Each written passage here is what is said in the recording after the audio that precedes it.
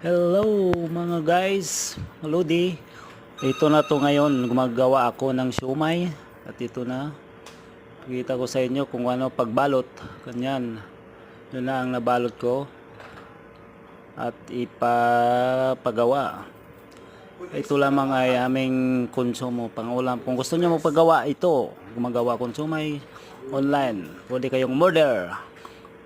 Pork siumay ang ginagawa natin ngayon. At ito na, yun, binabalot ko yung pork siumay at ako lang rin ang timpla niyan. Okay, kung gusto niyo magpagawa online, okay, order na. Thank you for watching my short video. Please support my YouTube channel Joms TV and please subscribe and share and like. Bye bye, I love you all. Thank you.